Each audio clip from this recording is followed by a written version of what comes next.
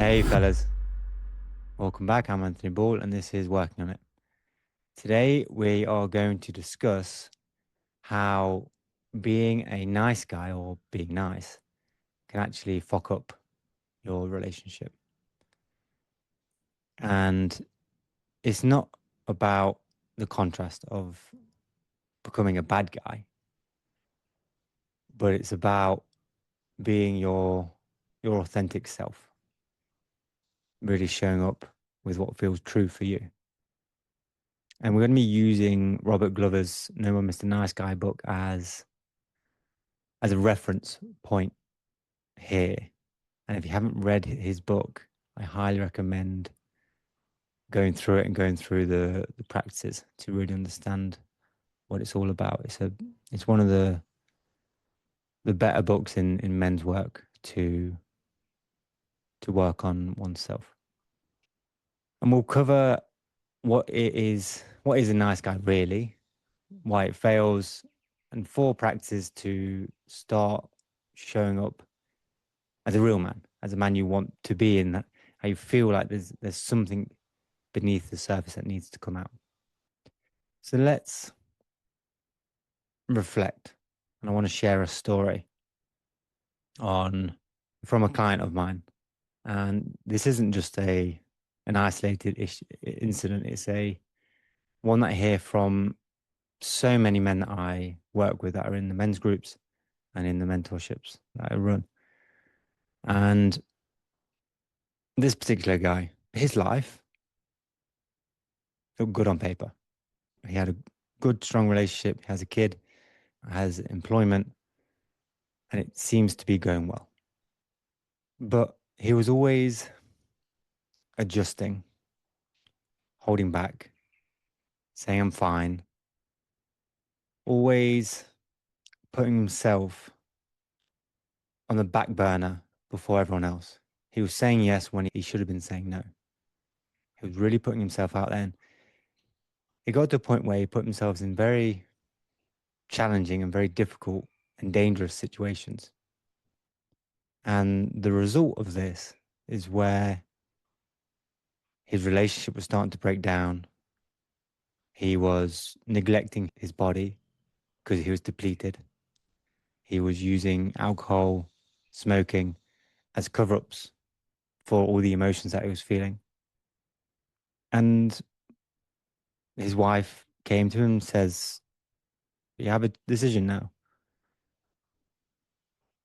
You either stop these habits or we separate. And obviously, they'd built a whole life together, but she had reached her limits. And this is not just one lady, like women in general, they want to see you speak your truth. They want to hear what you're capable of doing, but they want to hear your authentic self. And from this, he was becoming resentful. He was becoming suicidal because, again, he was neglecting the self, saying yes when he should have said no. So let's get into what is a nice guy. It's not a kind man. You can still be kind. It's a man who suppresses himself to gain approval. It's like emotional bartering. So if I behave this way, you'll love me, rather than coming from a unconditional love perspective where you can speak your truth and still feel loved and know you're loved. And this can be as simple as, let's give an example of a very simple example where you're tired after work and your wife wants you to go do the shopping. You need to get some milk because you're running low, but you know it's going to be fine until the next day. And internally, you're like, no, no, I'll just go in the morning. But in that moment, you don't want to displease her, so you'll say yes. And again, you're running yourself to the ground, along with many other beliefs as a man where you think you need to force and push through things and provide in that sense. But really, you're really neglecting the self, and it becomes resentful over time. And the feminine will feel this. And you will feel this and it will bring disconnection because you won't want to be showing up there anymore. You won't want to be around your wife. And this starts very young. Maybe it's your mum was leaning on you and you had to be the emotional support there. Or maybe, your dad said, don't upset anyone. And it's that belief system that it's one of the core belief systems that you've grown up with. And it might feel very strong to work against that. And it might feel uncomfortable. A few of the practices that we will go down, but they might feel uncomfortable. But I can guarantee, because I've worked through them myself and along with a lot of other men, that you will start to feel alive again. So the 3 core lies: I have to earn love. The truth: you're worthy. Not for what you do, but for who you are. The second lie: my needs don't matter. And the truth is, healthy love is mutual. It comes both ways. And the third lie: conflict will destroy us. And the truth, and this is one of the ones that shows up the most with a lot of men, they avoid the conflict. But the truth is, avoidance kills connection. Conflict done well, learning the skills, learning the communication skills, will build on connection. Women don't fall in love with nice guys. They fall in love with men who are present, clear, grounded. There might be other attributes where people focus on the external, but when you get down to the core of it, it's about those 3 aspects. Nice guys say, whatever you want. And men talking authentically from their core is, here's what I want. Let's find a way forward. So the man is leading the direction and seeing if the feminine wants to join. One way creates dependency and the other creates a partnership. And dependency is very unhealthy in a relationship. It can bring so much stress and so much avoidance. And so many people that go down the dependence route will end up ill. Well, they'll avoid conflict and it'll end up breaking down relationships.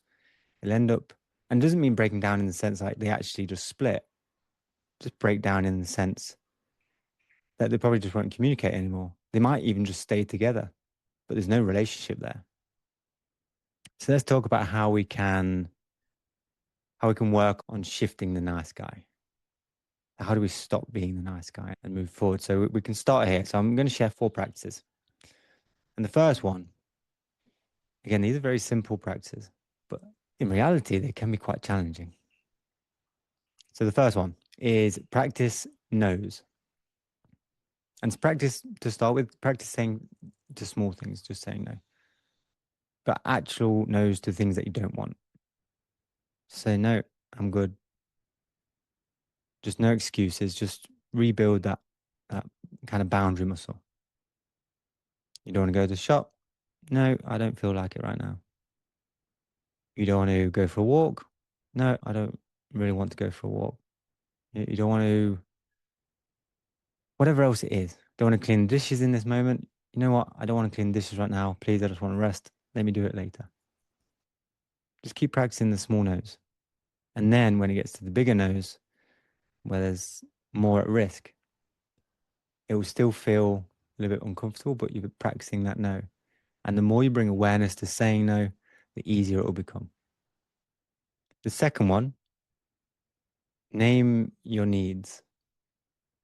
And this, again, is another big one where men don't understand their own needs. They don't understand what they want. And they don't understand their feelings.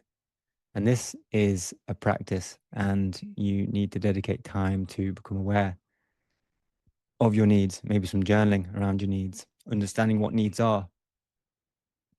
understanding all the emotions that are out there as well. So just ask yourself, like, what do I need right now? And share one with your partner. I'd love a quiet night this weekend. You're not demanding, but it's an invitation. And also be okay with, you know what, if you do want a quiet weekend and your partner doesn't, allow yourselves to do different things. There's no need to do things together all the time. The third one, feel your anger and then use it.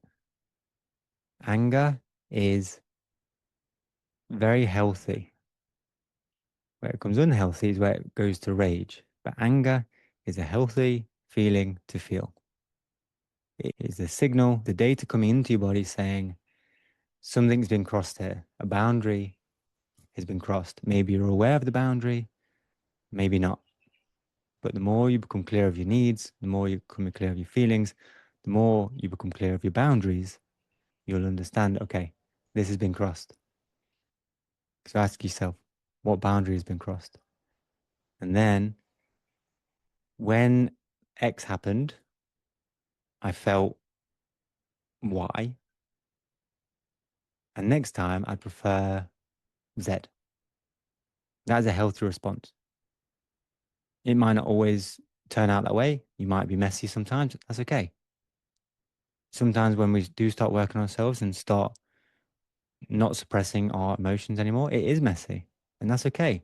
Like your partner, if they truly love you, they don't mind a little bit of mess. They'll stick with you. They understand no one is perfect. We're all got something going on. And the way we show up, as long as we're coming back and it's not violent and it's not causing any damage, we learn from it and we move forward. Allow the mess to be there. And the fourth one is lead with integrity, not approval. And just have it as like a daily check-in. Am I doing this to please? Or is it because it's actually what I want in my core? Stop asking and checking that will your partner like this?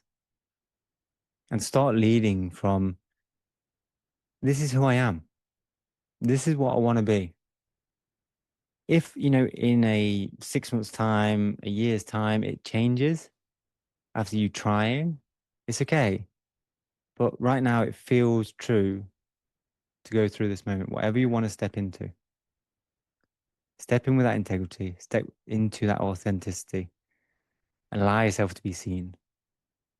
It might just need a small period, a period of time where you just step into something that you didn't receive when you were younger. And that's okay. Just allow yourself to feel it, allow yourself to experience it so that you can work through it in relationship. Again, your partner will enjoy seeing your authentic self because you will show up better in the relationship. If you're going to go through these practices when you're in a relationship, I would heavily recommend telling your partner that you're going to do this because they'll see changes going on. And maybe they're not so sure why things are changing. Maybe they start to take things personally. And that's another topic, which I'll talk about at some point. But they want to, as long as you explain, okay, this is what I want to work on, this is what's going on for me. And again, if it's a healthy relationship, they will support you. And if it ends up breaking down the relationship, truly, and your authentic self is coming out, it was not the right relationship to be in. And you have to trust that process. Now, with the understanding of this, nice guys are manipulative. They are doing things because their internal self is leading the way. I'm going to do this so they love me. I'm going to do this so they don't leave. I'm going to do this. It's always a manipulation. They'll lie from their authentic self in the belief that if they do not lie, the partner will run away, will leave them, will abandon them. And just with that understanding that nice guys are manipulative, it doesn't mean you're a bad guy. It's just, again, it's a belief system that you've inherited and learned along the way. It's just more of a misguided role that you've stepped into. And many men, it's not just an individual thing, it's a worldwide issue that goes on. And it's been going on for many years for many different reasons through absent fathers in particular. And going through this process is not about becoming cold, and you don't need to lose your empathy. You don't need to lose your compassion. It's just about becoming real, truly talking from yourself and flexing that authentic muscle. And the goal here isn't to be liked, it's to be seen and known for who you truly are. And the more you step into this power, the more people will be attracted to you. You'll feel that life force, you'll feel that fire within you. A lightness will come, and you will start showing up more in a healthier way for your partner, for if you've got kids, for your kids, for your friends, for your family, whoever it is. You'll be able to show up for your work colleagues. You'll be able to show up so much better. Women don't need a servant, they need a man, and it flawed, honest, and present. Allow the messiness to be there, allow the emotion to be there. Learn how to communicate in a healthy way, and it will help to build a relationship and intimacy in a much stronger foundation. So this week, let's have a challenge. Say no. Try and do it without any guilt. If you feel the guilt, allow yourself to feel the guilt. Allow yourself to have some positive affirmations. No, this is my authentic self. I deserve to be seen. I deserve this boundary. Name one need out loud. Again, if you're not someone who understands your own needs and extends your feelings, do some journaling on it. Learn to understand your needs. And again, say it out loud to your partner, your kids, a friend, family, whoever it might be, to a work colleague. And then another challenge is sit with one uncomfortable feeling without fixing it. Just allow yourself to be in the feeling of discomfort and see what is there. Notice what is going on. Nothing to do, just be present with that feeling. Notice where it is within the body. Breathe into the feeling. Allow yourself to be present with that feeling. And when you do these challenges, have some positive affirmations because it will bring up some emotions. I'm showing up. This is my authentic self. I'm not broken. I am becoming. I'm working on it. Share this with a man who is tired of being taken for granted, who is consistently putting other people's needs before their own, and you can see them becoming resentful. Tag someone who keep choosing the wrong partners, not because he's unlucky, just because he's been hiding. You can follow me on Instagram at workingonit.menspodcast. You can send me an email at info@letsgetlostbarley.com. You can also follow my YouTube channel. Give me a subscribe on Spotify. This is Anthony Ball. You're working on it. Keep showing up, not as a nice guy, but as a real, authentic self.